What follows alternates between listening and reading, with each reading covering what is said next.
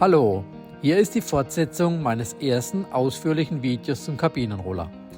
Wer das erste Video gesehen hat, weiß, dass der Kabinenroller aufgrund der Mängel an den Händler zurückging und gegen einen neuen getauscht wurde. Und hier ist das Austauschfahrzeug, ein nagelneuer Kabinenroller. Ich zeige euch in diesem Video das Auspacken und leider auch wieder die ersten Mängel. Der Kabinenroller kam mit einer Spedition und wurde mir komplett verpackt überlassen. Das heißt, ich durfte selbst auspacken. Die Verpackung macht einen guten und stabilen Eindruck. Freiraum für die Kufen eines Hubwagens oder Staplers sind nur auf einer Seite. Das ist die Seite, auf der das größere Gewicht der Palette lastet, also das Heck des Kabinenrollers mit dem Motor und den Batterien. Jetzt geht's ans Öffnen. Und erstmal einen Blick reinwerfen, ob auch tatsächlich das drin ist, was drin sein soll.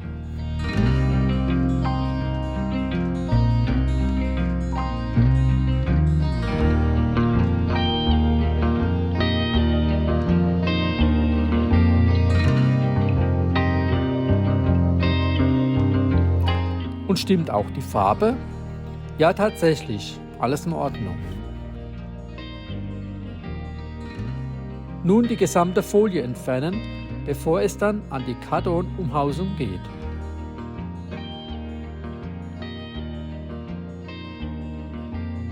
Es lässt sich alles bestens entfernen.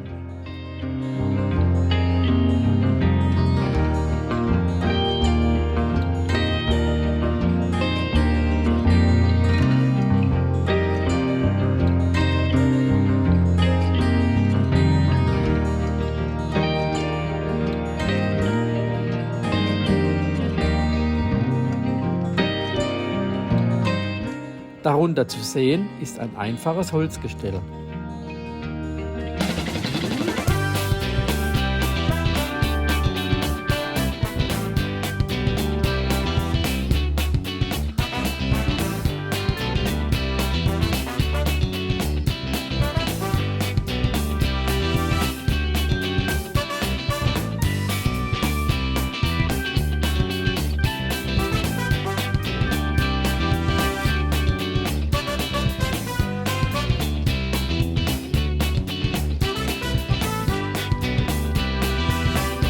Der Kabinenroller ist komplett mit einer schwarzen Folie und darunter nochmal mit einer Luftpolsterfolie geschützt.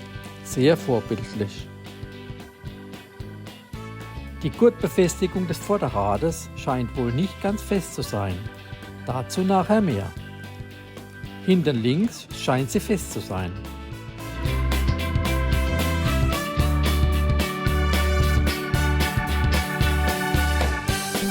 Jetzt die gesamte Folie vorsichtig entfernen.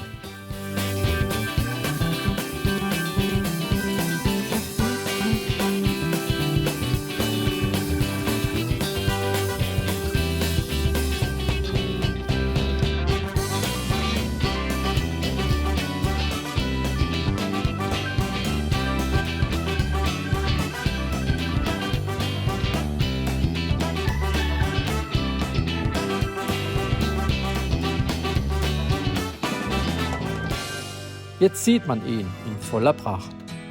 Also ich finde, das Fahrzeug sieht wirklich sehr gut und modern aus. Auch die Ansicht von hinten nicht schlecht. Auf der Palette ist der Kabinenroller mit 3 Gurten an den Rädern befestigt. Weiterhin sind an allen Rädern 45 Grad Holzkeile angebracht.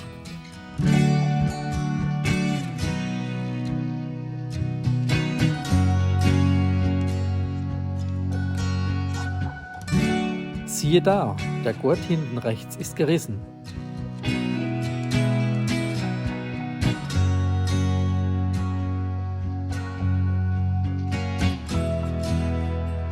Hinten links ist alles gut. Wie sieht's vorne aus?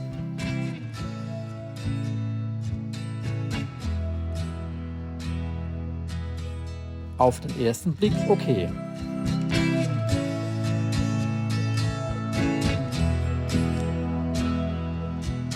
Jetzt muss der Holzrahmen entfernt werden.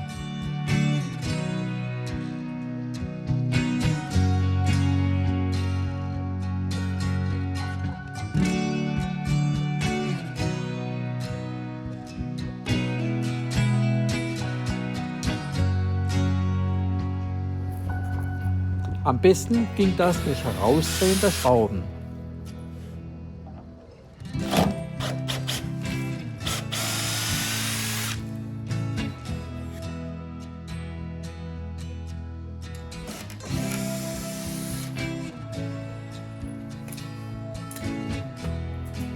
Der Holzrahmen ist nun gelöst und muss mit 2 Personen vorsichtig weggetragen werden.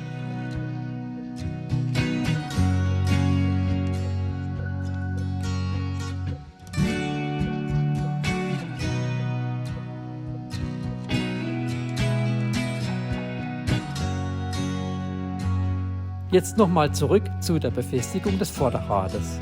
Auch hier war der Gurt lose, was mir auf den ersten Blick erst gar nicht aufgefallen ist. Somit war das Fahrzeug nur noch an einem Rad auf der Palette befestigt.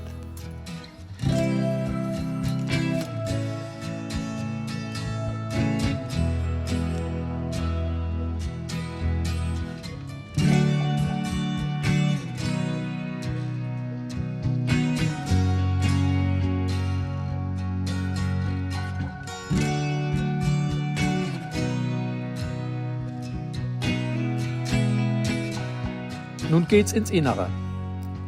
Der Schlüssel liegt bereit.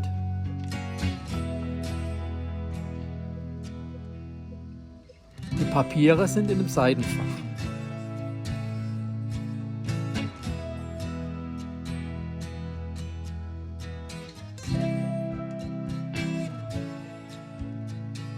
Und auf der Rückbank liegt das Ladekabel.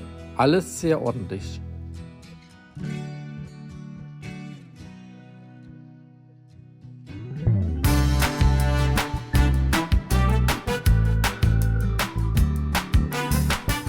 Ein Blick unter das Fahrzeug. Es scheint alles okay zu sein.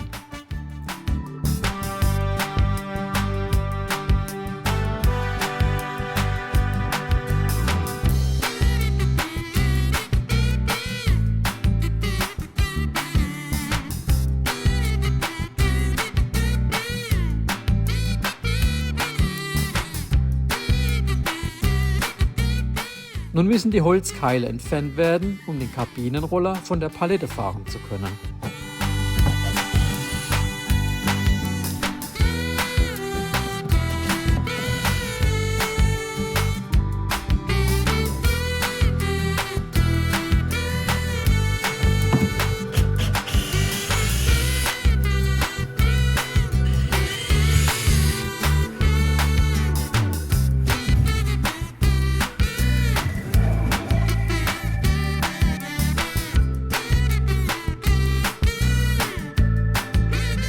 Die Hauptsicherung einschalten, damit sich das Fahrzeug starten lässt.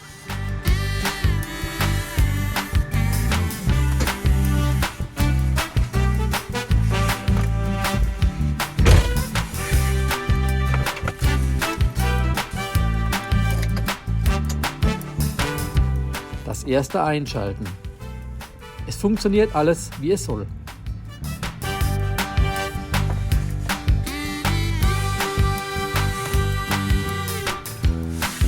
Um losfahren zu können, müssen alle Bremsen gelöst werden. Die beiden Handbremsen sowie auch die Feststellbremse.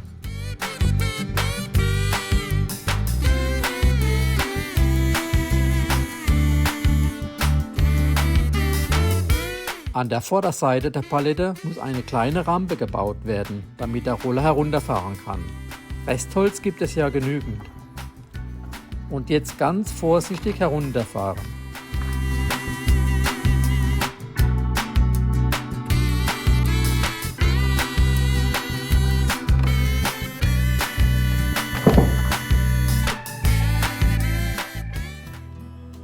Nun überprüfe ich das Innere. Hierzu habe ich die Rückbank ausgebaut. Zu sehen ist die Elektronik mit der Verkabelung und die Akkus.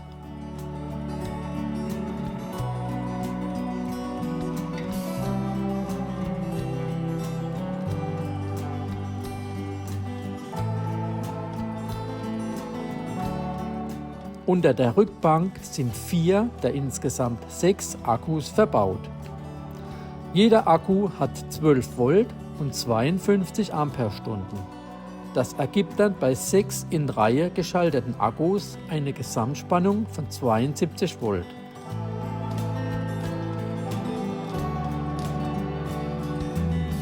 Die restlichen beiden Akkus sind unter dem Fahrersitz verstaut.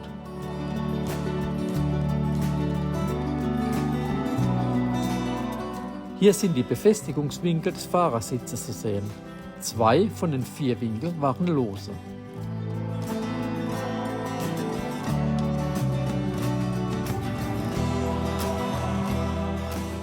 Durch die seitlichen Abdeckungen im Kunststoffteil kann man mit den 4 Winkeln die Sitzhöhe verstellen, ohne den Sitz auszubauen.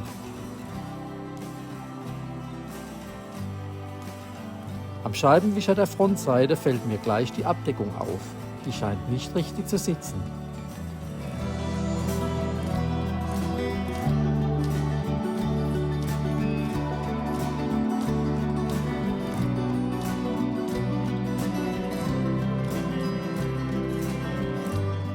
Oh ja, das Element ist nicht richtig verschraubt. Es lässt sich leider auch nicht richtig positionieren.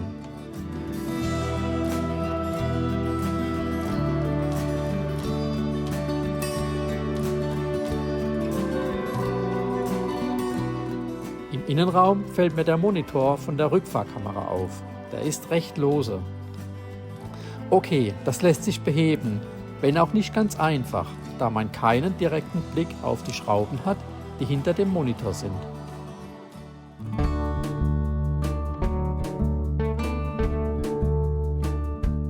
Nun einen Blick von außen. Oh je, das sieht erstmal nicht gut aus. Das ist ja ein Riesenspaltmaß, abartig. Da passt ein Finger dazwischen.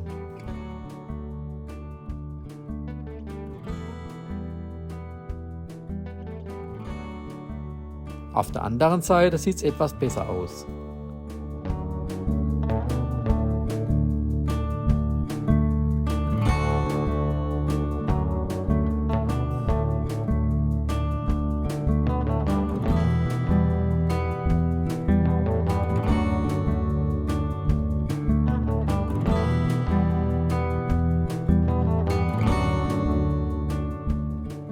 Zum Vergleich mal beide Seiten auf einen Blick. Da ich mit dem ersten Kabinenroller sehr große Probleme mit Wassereintritt hatte, habe ich das neue Fahrzeug gleich mal eine halbe Stunde im Regen stehen lassen. Auf der rechten Seite sieht es nicht gut aus, alles sehr feucht innen.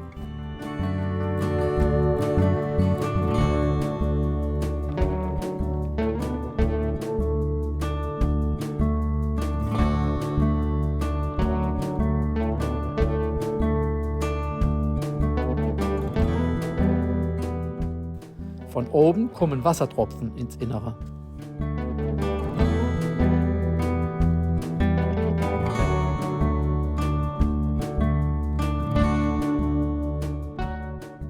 Ursachenforschung. Etwas gesammeltes Regenwasser über dem Dachreling auf das Dach laufen lassen. Und siehe da! Das Wasser sucht sich seinen Weg über die Schraube, die nicht die richtige Position hat. Die Schraube sollte eigentlich genau auf dem weißen Dichtband sein, aber sie ist zu hoch eingeschraubt. Deshalb läuft das Wasser hinter der Dachreling auf das Schraubgewinde und von dort durch das Reling hindurch und über die Tür ins Innere.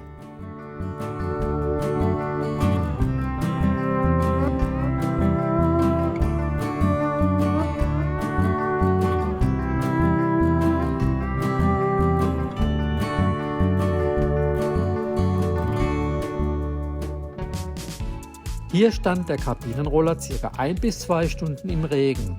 Als ich eingestiegen bin, war ich erstmal über den so enormen Wassereintritt überrascht. Wahnsinn! Dass durch die falsch positionierte Schraube auf der rechten Seite Undichtigkeiten sind, war mir ja schon bekannt. Aber nun auf der linken Seite ein solch enormer Wassereintritt.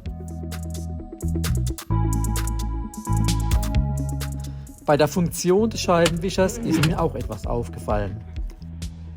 Eigentlich sollte man den Schalter jederzeit ausschalten können und der Wischer kehrt immer in seine Ausgangsposition zurück. Dem war aber nicht so. Sehen Sie selbst.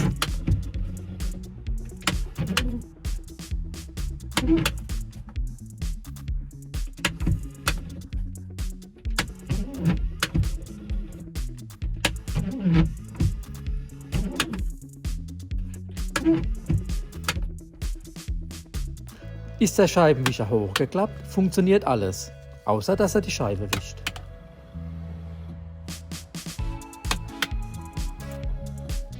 Und nur noch eine wichtige Sicherheitsschwachstelle. Ich bin im Dorf bei Dunkelheit gefahren, als mich ein Autofahrer darauf aufmerksam machte, dass mein Rücklicht nicht funktioniert. Ich stellte fest, dass in Abhängigkeit des Lichtschalters tatsächlich in einer Stellung wohl das Abblendlicht, nicht aber das Rücklicht eingeschaltet ist. Ganz schön gefährlich.